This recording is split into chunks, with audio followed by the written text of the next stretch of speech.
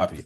Well, I think we're probably just about time. I introduce myself. Good evening, everybody. Happy September. Hopefully, you are well within the thick of the school year, and summer is over. Everybody's back to it.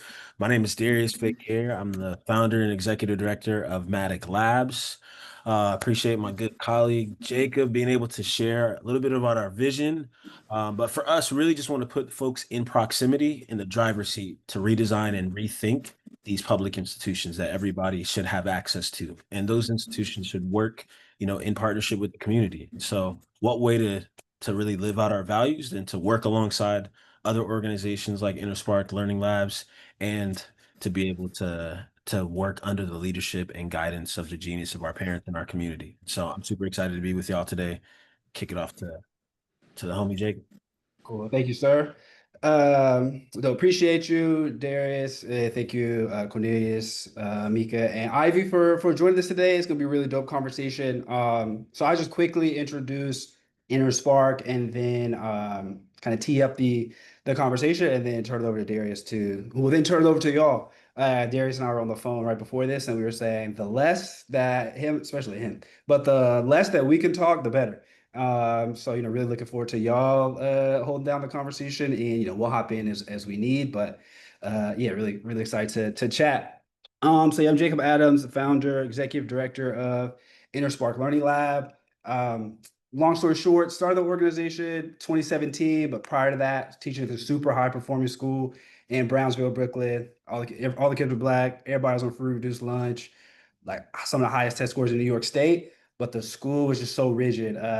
Kids had to sit like this all day. First graders that I taught never had recess. It was wild.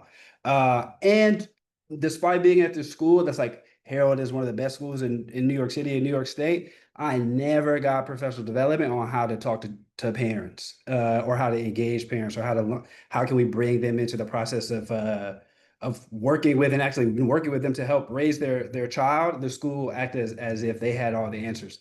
So I thought that's something that always stood out to me because as a kid with just living with my mom and being raised by my mom, my uncle, my grandma, like and my aunts, it's like a village that was raising me, and they were very much involved with my mom's real cool with my fourth grade teacher, and my principal was her principal. So like everybody was in the mix. And that was something that I saw quickly at this school that was real successful. Like they weren't bringing parents and families into the mix. Um, and last thing I'll say is I saw this report on LinkedIn that someone was talking about and just kind of framing it as like this new approach to education that can really help transform schools and help us get out of this mess that we're in. And as I was reading through it, I noticed there was no mention of parents or families or the community really, but definitely there was no mention of parents and families. And so I commented on the thread is basically saying just that. Like I find it interesting that their voice is missing. And the woman who put it up, just very like public figure, very much involved in school, quote unquote, reform. And her response basically was just, parents don't come to the design session, so what do you expect us to do? And so I was like, well, if they're not coming, then like that should be before you jump to the solution. The problem that we should be trying to solve is how do we actually make school a place where parents can have input, not just say, oh, they're not coming, let's skip them. We got all the answers. Like you a parent, you should know better than that. But that's where we at. So Darius and I, just two young brothers out here trying to figure it out. The people running these big districts couldn't do it, but we able to figure it out and bring some parents here today to be able to share their limited time to be able to talk to us about what they wish they saw in school. So that's enough yapping from me. I'll turn it over to Darius so he can get the convo started. And I'm gonna Yeah, stop. absolutely. So I got like the first sort of question, and for everybody else that's been part of our webinars, it's really more like a fishbowl conversation. And so the first question I want to kind of just highlight and ask each of our panelists to answer, but also introduce yourself, right? Like what's your name, where you're from, and what grade is your child or children in to help sort of like frame and set the tone for the day. But I'm just gonna put it in the chat. But how do schools show or fail to show, right? We want to give credit where it's due, that they trust your perspective as a parent. So, teacher hat, give y'all some time to think. But whoever's ready, want to take that one, go ahead and unmute and take us away. Introduce yourself as well, please. Well, I'll kick it off. My name is Ivy, and I'm in Los Angeles, born and raised here. My daughter goes to a LAUSD school. She is in third grade. And we're answering the question too, right, Darius? Yes, yes. Oh, um, how does schools show that I'm sorry, fail to show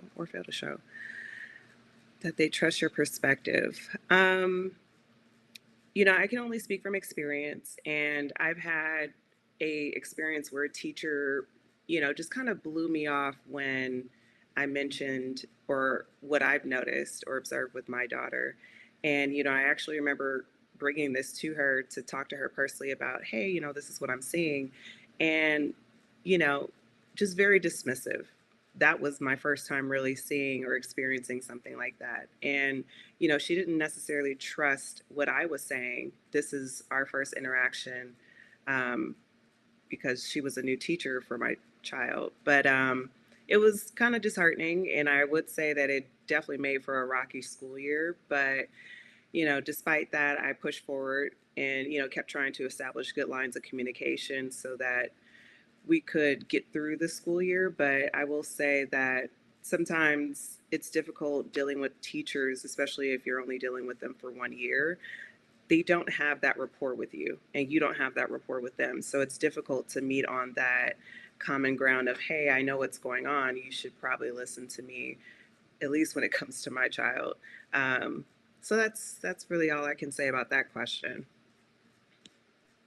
I'll go next. Hi, everybody. My name is Mika. I am a parent. I'm also founder of Stronger Schools. Husband and I have been living in the city for about San Francisco for about a little over 7, 8 years. Two kids, sixth grade and third grade. The question is, how do schools show or fail to show that they trust your perspective as a parent? Again, I like to speak from former experience. I was a PTA president for 2 years, and I think one fail was when I went to the principal at my kid's school and just trying to, introduce myself, let her know I have these ideas and I'm here to help. And I did come to them saying like, hey, as a Black and Mexican woman, and they of course were, different color. And I just want to let them know like I'm here to help. And I think just them not like following up with me anytime I had any ideas, anytime I would email them, they just would never email me back. So I just feel like they failed because I had so many great ideas and they just failed to trust me. And then an incident would occur. Like one incident occurred with like a gate hitting the child. It's like, okay, well, I told you in the first email, can you lock up the gate? You sent me an email after that you would. I went to go check it and you did it. So it's like you're not. And again, I'm not coming off as a parent that's like nagging or complaining. I'm also coming with solutions. So I think that's one way how I feel like they fail is like not listening and not following up with parents and not really listening. They think, they're sitting there like with a little notepad, but are you really listening? Are you really trying to put solutions to the problem that I'm coming here with you with? And sometimes I have ideas. Some parents will come with ideas, like, hey, I have this ideas, but they just turn them down. So that's what I think. Yeah, those are definitely some great examples. My name is Cornelius. I live in the Northern Bay area of California. I have a sixth grader in middle school, and so definitely from the different schools that we've been to, we've moved around a little bit in the Bay Area. And so we've been able to go to a charter school and then a couple of different public elementary schools. And I definitely agree with teachers being dismissive or not having good follow-up. And so I would just probably say that where we can see if they're trusting or not is with the amount of effort they put back in. Usually if you're putting effort in to try to communicate, early, especially because you don't usually have a lot of rapport from year to year, I know that in the charter school that we had, uh, that was a place where we did feel like we had a good communication because a lot of the teachers cross-functioned. And so when he moved to different grades, we had, better experience because they were more familiar.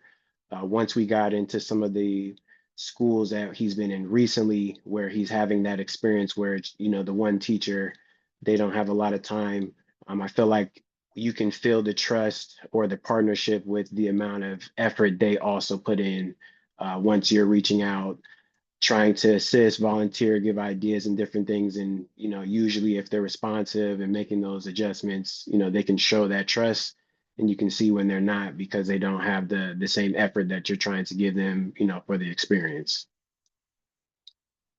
Mm. Where I appreciate y'all, and I feel like there's this kind of common thread that I was hearing that I would like to kind of pull in a little bit. How would I hadn't even thought about things with you. I think it's you, Ivy. Like they're only there for a year, so it can kind of be difficult to build the relationship. So that is one thing schools could really think about changing. But if your kid is with a teacher only for a year, for each of you, how do you ideally how would they be building these relationships? Listening, obviously, not being dismissive. But how could they best build this rapport and relationship with y'all at the beginning of the year? To start this, to be able to kind of create a relationship that can grow and where you feel trusted. And Ivy, you can go first. Well, I'll just say, as a parent, I personally make it an effort to, be there on the first day of school, to be there for any, they have assemblies on Fridays. So I think, I was there for the very first one, just really getting to know the teacher, making an effort to be at, back to school night, personally introducing myself and, really just kind of giving her a brief on like, this is what I know about my child. These are things that maybe she did well last year or didn't do as well last year that I'm thinking might be, an area for her to improve on or areas that she's strong in, really just establishing that line of communication. And some teachers are very receptive. Some, they're completely open to it. And some are just a little bit more like, well, I think I got this. And it's like, you know, that's the best way that I can say to build that rapport. But, also it's just maintaining visibility at school is probably the biggest way because that's how I ended up really meeting her current third grade teacher is just by, being on campus and sort of seeing her a couple of times and then realizing, oh, she's a third grade teacher. Oh, maybe we'll have her next year. So that rapport kind of comes with just being there consistently as much as you can. I know everybody's not able to do that, but yeah, that's it.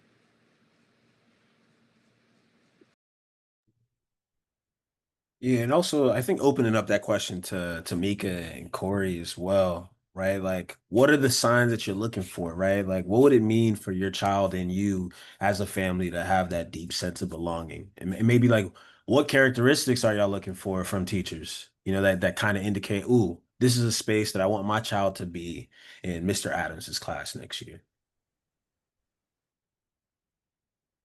Yeah, I just think I'm gonna kind of piggyback off Ivory, but like, yeah, building a rapport, like you said, showing up on the first day of school, back to school nights, getting the teacher's phone number, being in the group text, WhatsApp. I know parents, we can't always show up to PTA meetings, but like getting to know the teacher, like I said, get to know like their birthday, bringing little gifts, volunteering in the classroom, just building that. Also, I want to build that friendship with the teacher first too. That kind of like, okay, build that safe space. Like, hey, you can come talk to me about my child. I could too come tell you about my child, and we can come together with a plan on how we can guide my child on how this is learned. And I mean, that's one way I would feel too.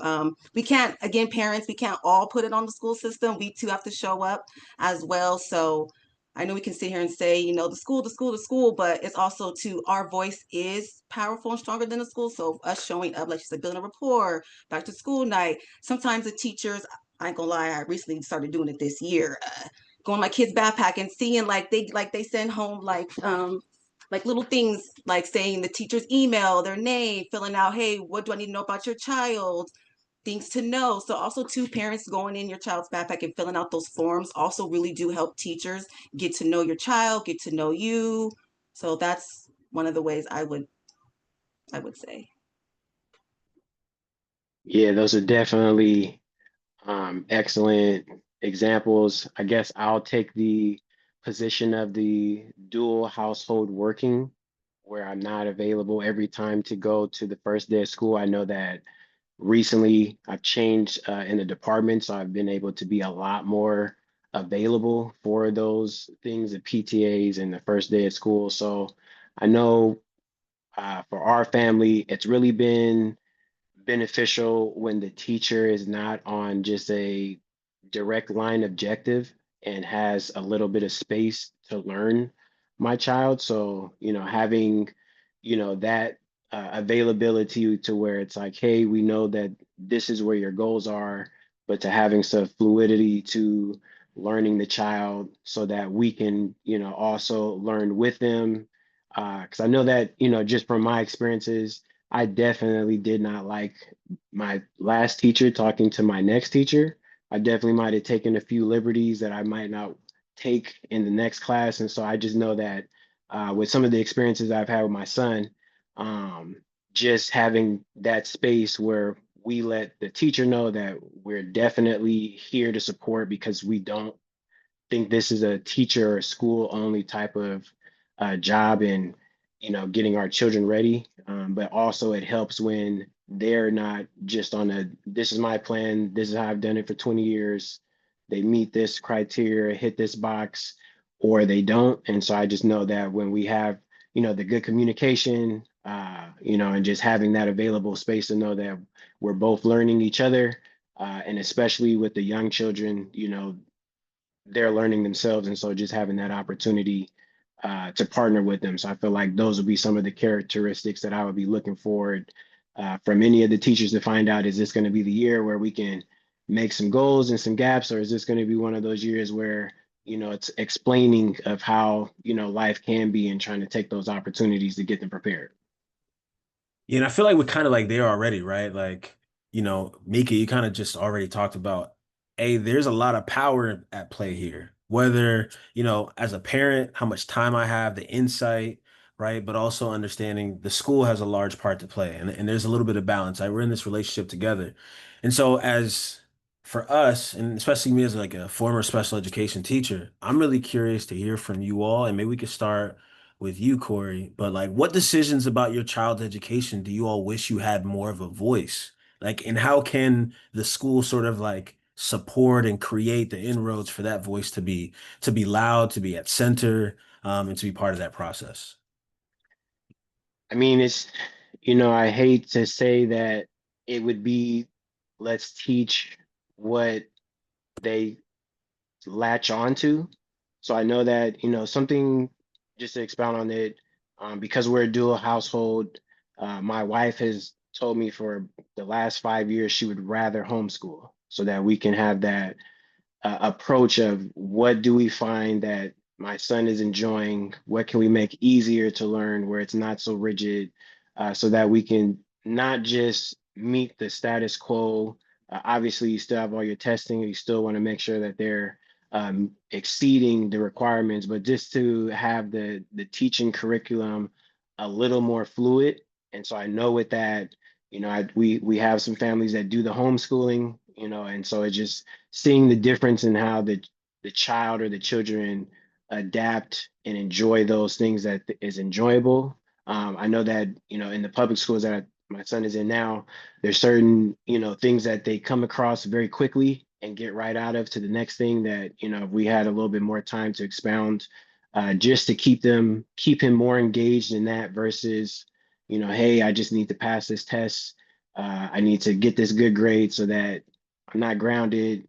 I can get on the video game. And so I feel like if we had a little bit more uh, ability to mold the learning to the child, throughout versus waiting to a certain point and allowing them to have the different type of classes that they can take, just I figure it would help them to, stay a little bit more involved. So that would be something that I would be looking forward to more controlling.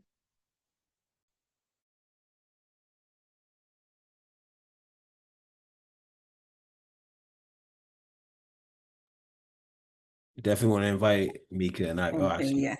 No, go ahead. So basically, what you just said, like basically what we want more control of as far as like education with our kids, like Exactly. Like, what learning questions do you wish you had more of a voice? You know, you had more say. everything, honestly. No, but honestly, that's crazy. I mean, I was just talking to a parent today, and I was just saying, like, it's definitely the education. I love how he said homeschooling because there's some parents who don't want to homeschool, and I'm one of them because I do rely on the public school system. But I definitely want to change what they're learning. I feel like why are we teaching kids a Spanish class in high school? Why not teach them in elementary? Why not that way by the time they do get to high school, middle school, they can learn a Chinese or a second language because their mind already opened up to a first language, which is predominantly Spanish. Um, Maybe also too, I would love like what they're learning. Why what happened to bringing back trades? What happened to learning how to why not bring a class to where girls can learn how to do nails or cut hair or like cooking? What happened to cooking classes or I don't know, changing? I mean, I don't know. I guess math, English, science, I guess, but I want to bring more real life situations that make sense, like more real life education, like a business tax class in middle school. Why not teach them that? Or a trade class, stock market. I mean, what are we doing here? I mean, I don't get it. And then don't get me started on also too just what we're teaching our kids at a certain age. I feel like let's slowly bring our kids what we're teaching them every, as far as like the other day there was a book in class and I think it was like a kindergarten or first grade book and they were like learning different sexualities. I'm like, that's too young for that age. I feel like they're too young. They need to learn about Paw Patrol and all that stuff. So I can go on and on. I just feel like what we're teaching our kids. And I mean, let's be real. Everything teaching kids is not real. You know what I'm saying? So I think bringing the parents' voices in and saying, "Hey, let's bring real education. Let's teach our kids real life stuff." Like, what do we? I'm sorry, I can go on, but that's just how I feel. No, you had me at Paw Patrol just to put them out there as well. I'm just saying. But I hear you though, like being the classroom is a partnership. It's not just me as a teacher teaching what I want or what the curriculum. It's also like I got your own child there, for 180 days out the year. I'm curious, Ivy, want to give you a chance to also kind of, share a little bit about what you wish you had more of a voice in. I am totally on board with what Cornelius has said and what Mika has said thus far. I'm really big on actual real world knowledge. When kids leave school, they should be able to be self sufficient. Learning how to cook, learning how to read a laundry label, learning how to, well, it's not balance a checkbook anymore, but learning about finances, what's a budget? How do you figure out how much you're actually going to take home every day versus saying, oh, yeah, I just make $20 an hour.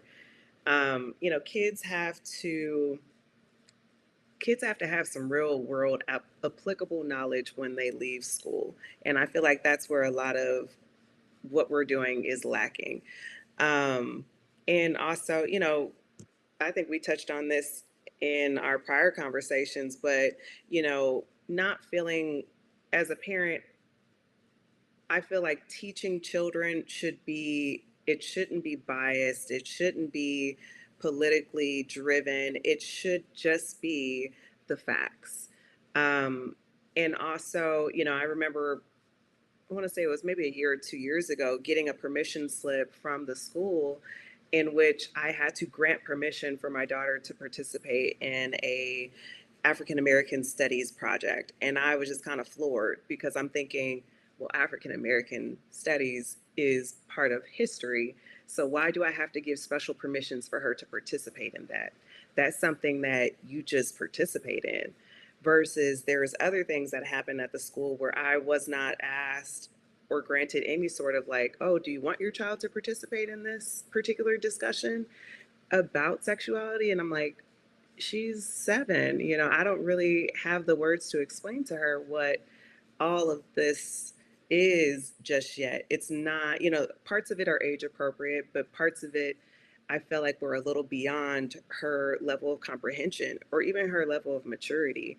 So I think those are sort of the things that I feel we as parents should have way more control over in terms of our child's education.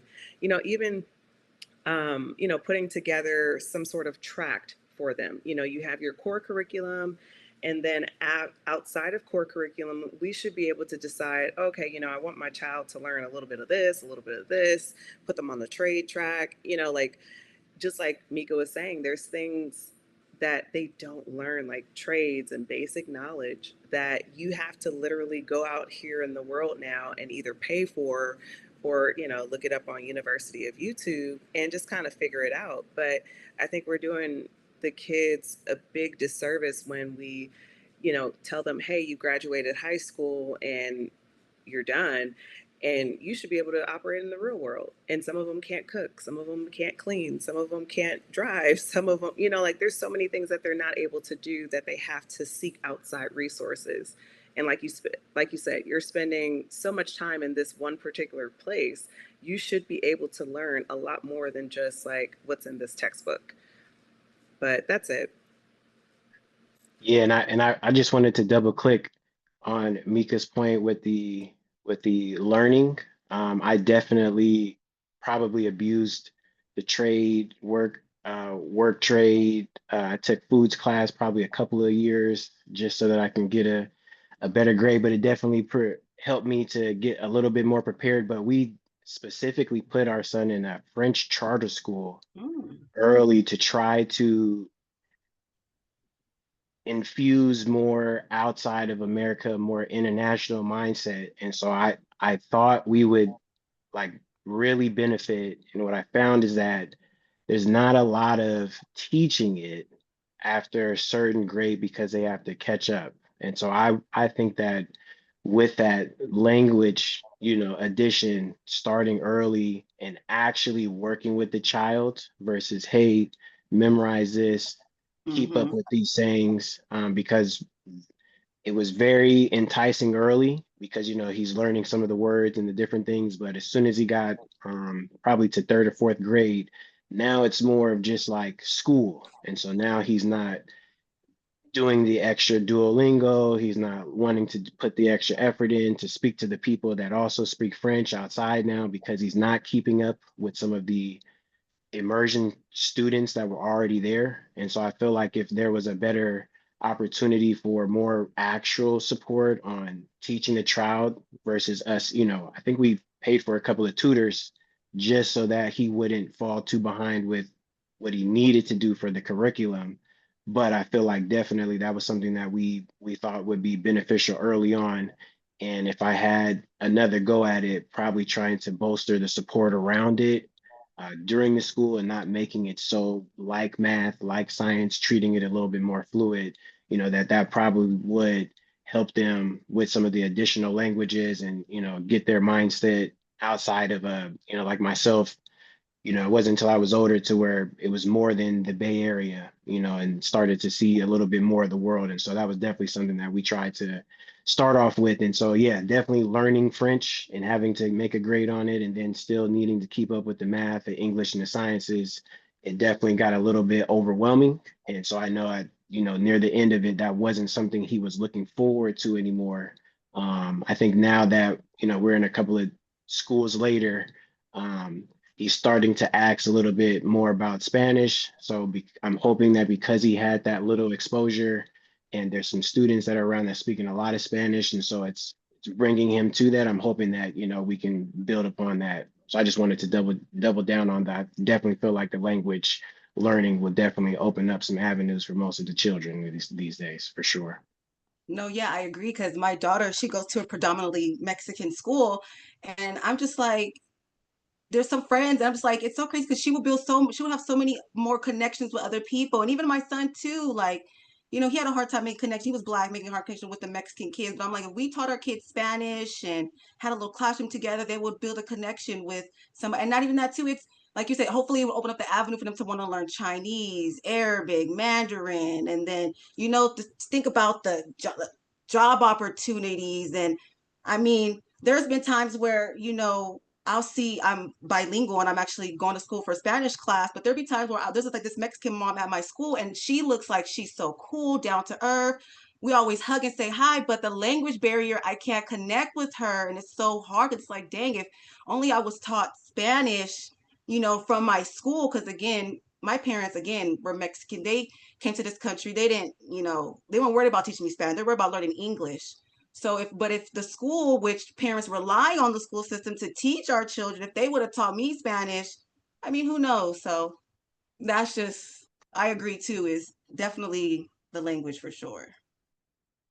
Yeah, and that's such a concrete thing, like dual language. We could start as dual language, but like, yeah. And just another point I feel like that everyone was kind of making around these like relevant skills, like being able, it's so wild, if you've been able to travel internationally, you go places and so many people are speaking English, and that's like not even that might be the second language of the country. And then you come to America and it's so rare. So I feel like that is something that as I've grown and traveled, like it's kind of opened my mind up as like, oh, this only speaking one language thing is like it's a very Western idea. And just hearing y'all talk now, I'm kind of connecting to how that really starts in schools. Um, and one thing that I was thinking that, as a point you made, Corey, just around like the how y'all were thinking about like your wife was wanting to homeschool your son to be able to have that like personalization as a part of their schooling. And like the main reason Darius and I started doing these panels is because of the decrease in attendance in schools across the state, and actually reading the reports, and they're not talking to parents, they're not talking to kids, they're talking to teachers. So we want to provide the space for that. And then it also reminds me of this podcast I was just listening to about how parents are taking their kids out of schools. And so now I'm wondering, and if this feels too duplicative to the question we just asked, let me know, but or redundant rather, if what's like one or two things if your school had like okay, cool, this is definitely the place for my child. And like if they could just do these things, this is somewhere I want my kid to be, and I want my kid to stay, and I'd be telling other parents to pull up. I can go first, if you don't mind. Two things. Honestly, a strong PTA, because I feel like any school has a strong PTA, that school's doing something. Let's be honest. We don't watch Abbott Elementary, all them good TV shows to where that PTA don't play. Parents know I go to that PTA, okay, it's a problem. So a PTA, and honestly, one thing that kind of got me interested, if I know we're talking back about trades, but there's this one school and their middle school or high school had like a little taco truck stand to where the kids had an LLC for that school created an LLC business for the kids can work and get a job, work there and feed the kids there. So honestly, if I had a school that had like a little business, like, hey, this school has a lemonade stand that the kids own and could make work money and a strong PTA, oh yeah, I'm in there. So those are the two things I would say.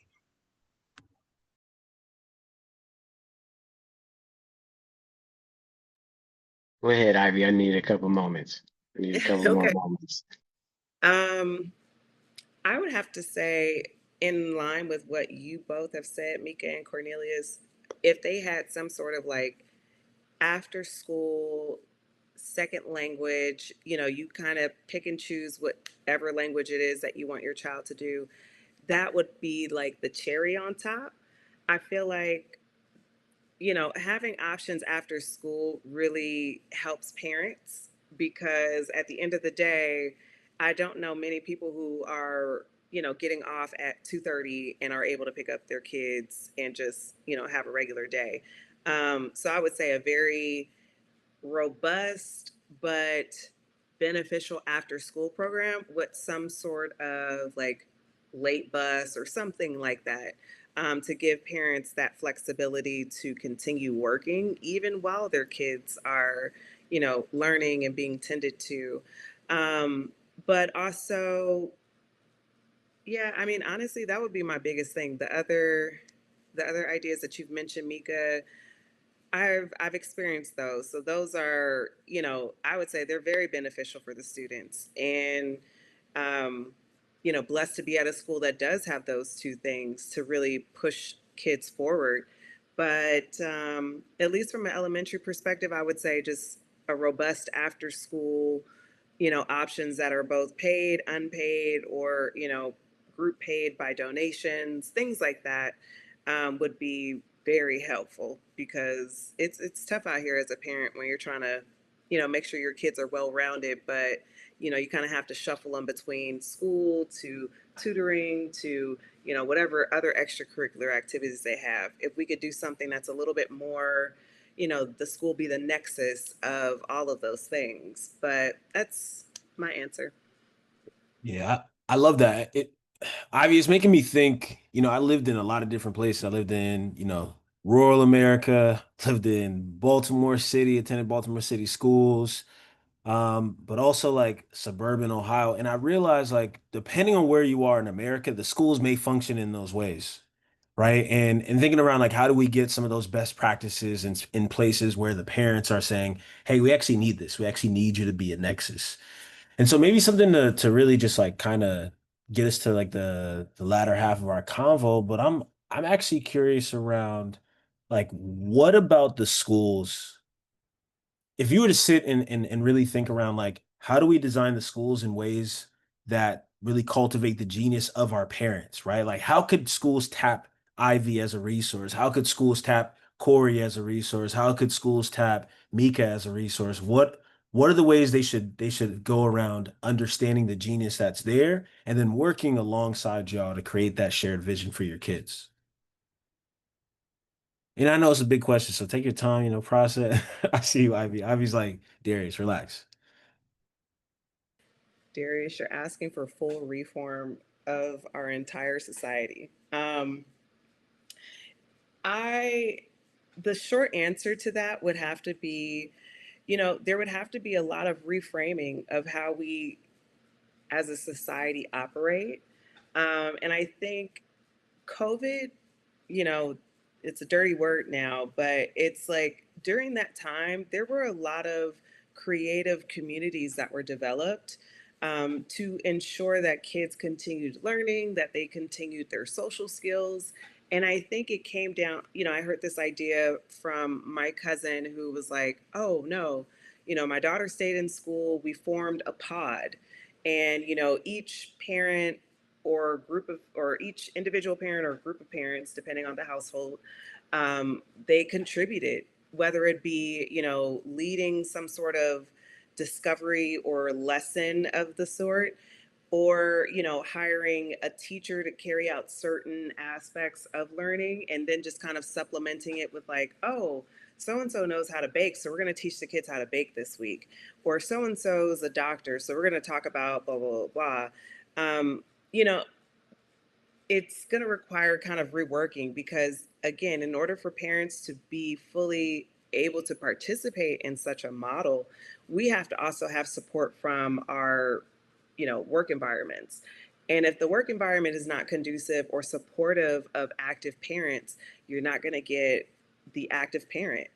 I'm blessed to work in an industry, or at least with an employer that understands that me being an active parent in my child's education or at her school is imperative for not just her, but for me. If I'm a parent that's fulfilled and I feel fulfilled that I've given to my daughter in her school, I'm going to come to work a little happier and less frustrated with the whole system. But there's not a lot of, oh, I won't say that. There's some employers that are still stuck in this mind frame of you have to be at work and you have to be here, you have to do certain things, and they're not as flexible. So, that's just my spill. I'm gonna let Mika and Cornelius add to it, but that's just my take on it.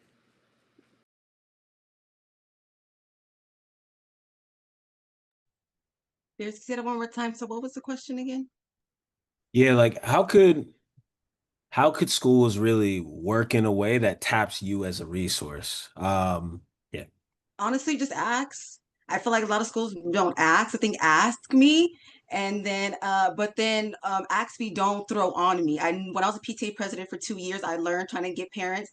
I always ask parents, look, whatever you can help me with. If you can volunteer, if you can donate $5, if you can just buy this, if you can just whatever you can help me with, I think I'll take. So I think asking, and then also Tushy's Ivory, parents, who can bake, who can cook, who can, I think that's one way we could use too, is use parents as resources.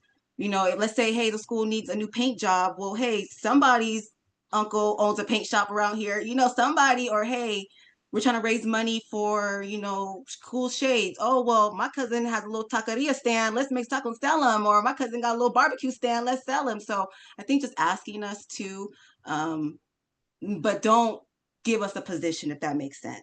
Ask us, but don't give us a position. We'll tell you what we want to do. I think that would be a better way. And also, too, if I had to add, I think parents want to feel more appreciated. I think one way to get more parents involved is like, let's say if PTA, like let's say, hey parents, we're doing a giveaway. If we're doing Get with the Classroom. If you volunteer, 5 hours out the month, you'll get a gift card at Target for $25, and the classroom wins a pizza party. I think that would be one way to get parents involved. And also, too, the parents who are on the PTA and who do help and volunteer, maybe have like an award assembly where all the kids can come and show appreciation to the parents. So I think that, too, is just showing a lot of parent appreciation. I think too, when I was a parent, I didn't really feel seen. Like my, principal really doesn't make eye contact. I think you have to always, when I was PTA president, even if people didn't like me, I always still said hi to them, always, still smiled. But I think that's one thing I would say. Yeah, it works for the kids because it works for people. Hmm. Everybody wants to go where they're celebrated, not tolerated. So I appreciate that reminder, Mika. Uh, Corey, what about you, man? Yeah, I I'd have to say my sister would be mad if I just chimed and said, yeah, all of that, because I'm probably the parent that you send the email to. I read it and I say, man, this weekend we going to do this, or I got the $20 for you. So I'll take the other perspective of I feel like and I guess this would be a kudos to just how the system has matured with the technology. So I feel like with some of the schools adopting the parent apps and the Aries apps and having that type of communication, it gives me as a parent that's not always available to go to all the events.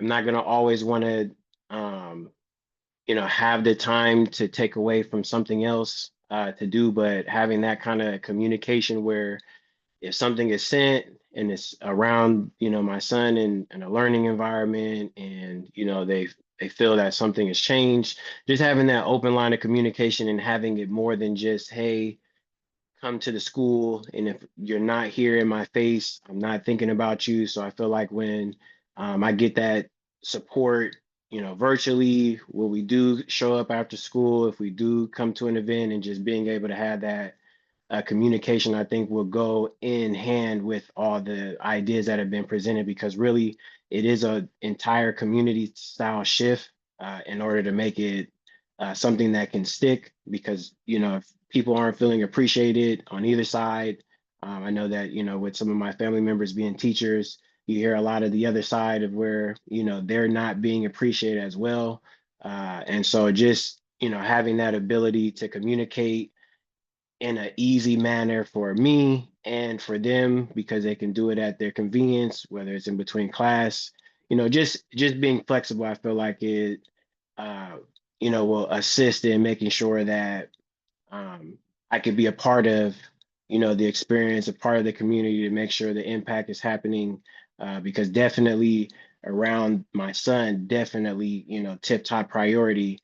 But I'm probably not pulling up to the cake and ice cream stand sale on the Saturday. Just like, yeah, I'm probably not doing that. So I don't want to make it seem like I would be, or somebody probably come catch my coattail. But I think the communication both ways and having the different platforms to utilize has made it a little bit easier. So Yeah, I hear that.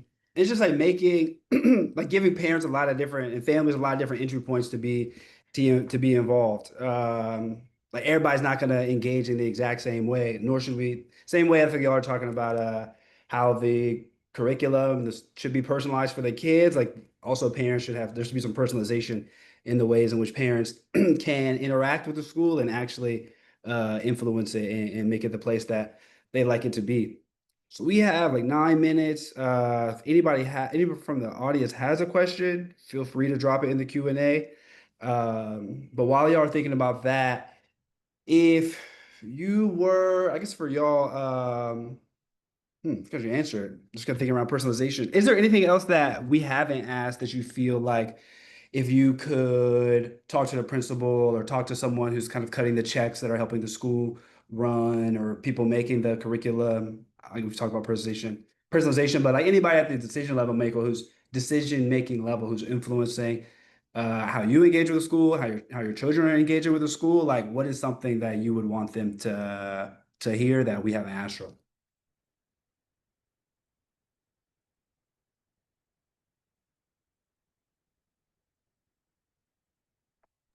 I think we kind of like talked about everything. I think the only thing I would want to kind of like end everything and say is just like it's a teamwork effort when it comes to the school system and parents. Um, and just realizing it's a step at a time. And I think just maybe trying new ideas, realizing the old ideas are not working anymore, and it's time to make new changes. We want to see new things. Um, and also too, also what Cornelius said, I like what he said too about teacher appreciation. I think that's one too. Is I think parents need to realize. I think is I'm hoping is parents can realize is that maybe not so much rely on the school system and that realize that your voice is powerful. So you don't really I mean, yes, we do rely on the school system for grants and funding, but I mean, we can go out there and get it ourselves. I mean, we can go out there and create a community, like I said, a PTA or PTO or whatever. Say, I can gather 5 parents in my school right now. Say, hey, classroom 13 needs crayons and backpacks. Okay, let's all get together and do it versus trying to wait for the district to find funding. So I just want to say, parents out there, just really advocate for your child. Again, these people have your kids 8 hours out the day, and they are shaping and molding your children. So it's very important to get involved on what they're teaching, how they're teaching, heck, what they're eating. Even the school lunches, I feel like that could be changed. But I mean, I feel like we talked about it all. Hope we can do this again. I really love this. No, for sure, for sure. And Stephen dropped a good. Hey, glad you're here, sir. But he actually dropped a really good question in the chat. So with our last few minutes, I do want to make sure we have time for that. But he said, I have not heard anyone mention joy. Where does joy live as it relates to the type of school experience you want for your kid? Hmm. Yeah, we should have had you moderating, sir. Yeah, next time. So But he yeah, said, I think that's a good question we could end on. But I mean, please, we can make time for everybody to respond. can you read it again one more time? Yeah, Jake, Yeah. can you copy and paste it and put it in the Yeah, so I can see. I chat? can't see it. Well, so where does joy live as it relates to the type of school experience you want for your kid? I mean, I like that. Where's the joy, right? What happened to like school pride? What happened to like, I was telling Darius and Jordan a long time ago before we met, I was like, what happened to like, people wearing like the bumper stickers, like my child goes to this school, like people are so 49ers and football teams. Well, what happened to school pride? So I don't know. That's a good question. I think I don't know. We have to first start with, I guess, the funding and the teachers first. I mean, I don't know. That's a good one. I would say that in the personalization of the learning, I feel like that would draw the joy out of the child. That would then in turn make the learning experience for the teacher better because they have that attention. They're not fighting for it as much. And then in turn, I'm happier because I'm not dealing with them rigorously having to fit into whatever they need for that day, for that year. And so I definitely feel like, if we were to personalize a little bit more, I feel like that would bring the joy on because we'll be happy about it. I know that, there's definitely from, I I talk to my son about it all the time. He likes to wear the previous school's shirt at the new school just so that they know where he came from. And I'd be telling them like, bro, you got to be where you at, man. You can't be dragging at, the last. So to your spirit part, I definitely feel like, that's one of the things he particularly likes. He likes all the different animals and the different color schemes. And so because he's been at more than one school and been exposed to it, I feel like he hasn't picked one, but he definitely likes to make sure the newest school knows about the old school. So that's as far as I can go with the pride. I told him this year, I said, I'm not buying you just you got the PE clothes, bro. That's it. I'm not just gonna be buying you extra drip that says this, and then you're gonna be wearing it at the next school. I don't want no beefs.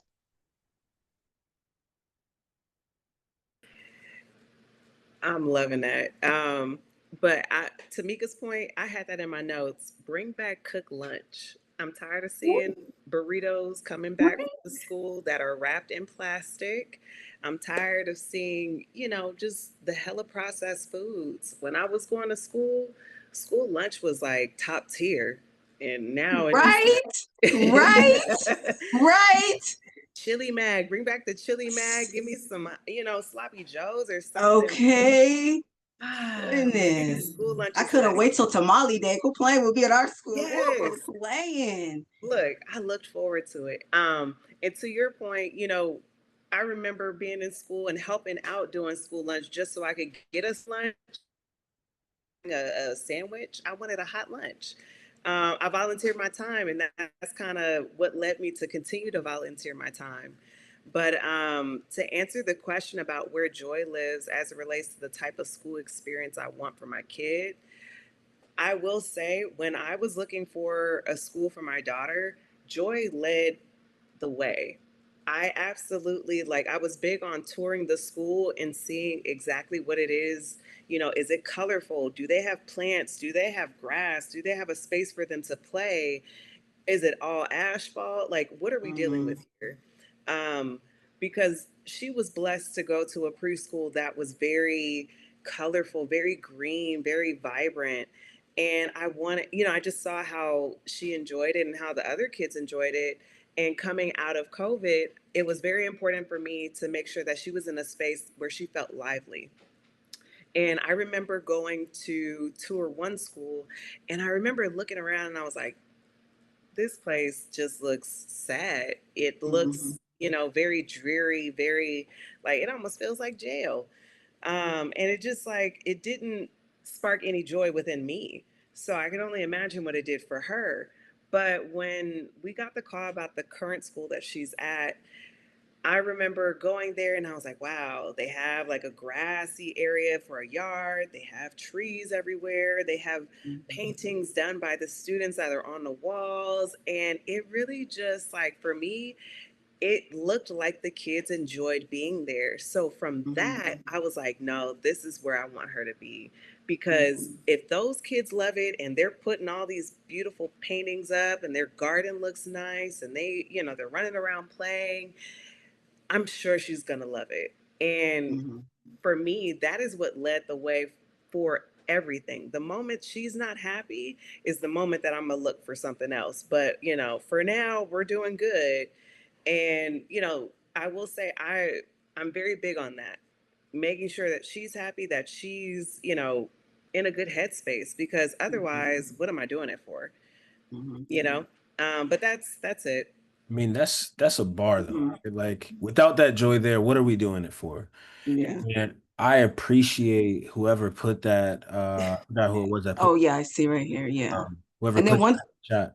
sorry, one thing I want to add on too about joy before I'm gonna go, but also too, I think the reason why there's no joy is because the school doesn't promote that. My son again went to an all Mexican school. He's black, ain't no people up here, So I, as PTA president and the teacher, we created a BSU. So I think also too the school showing, hey, we appreciate black, brown, Asian, white kids. I mean, so I think the school also too has to show like she said, the colors, we walk to school. I mean, of course, can I have no joy. But if I walk into a school and I'm biracial, I see, Kamala and the Mexican president, I'm just like, oh my God, of course, I see myself. So if the kids can't see themselves in the school, of course, there's no joy. And that might just be the mic drop for today, Mika. So I definitely just want to say, for Jacob and myself, I think just a big thank you. Rarely in my life has my black mom ever got to grab the microphone and speak and say, "This is what my two boys need in your school district, and this is how they struggled, and this is how you can meet me in the middle."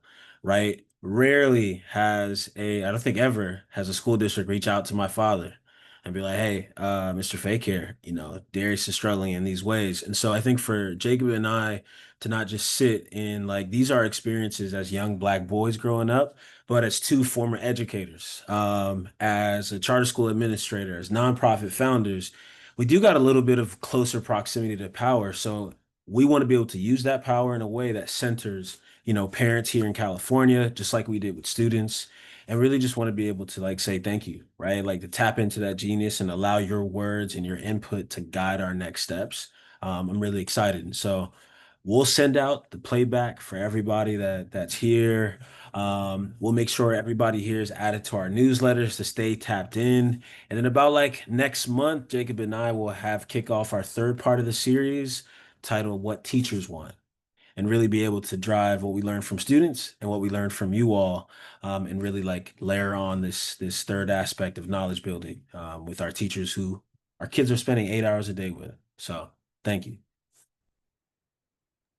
Yeah, same. Just much everything Darius said, and just yeah, much appreciated. Thank you all for the time. Everybody's kids in school. It's the end of the day, so thank you everybody for making the time. And this is not going to be for nothing. Like we're working really hard to use this information to inform our organizations do every day, and then also being able to use this to go present it to some people who have some decision making power within the schools and within funding, to have them wanting to be able to create more spaces like this so parents can actually provide input that can be used and then take that stuff to actually make changes, and not be hitting you up to do it all, Mika, because we know the ideas are there, but that don't mean the responsibility of doing everything should be on the parents. It's got to be actual partnership. So appreciate y'all. Thanks everybody for pulling up. We'll make sure to get the link to everybody. Yeah, take care. Enjoy the rest of the week. Peace, everybody. Bye.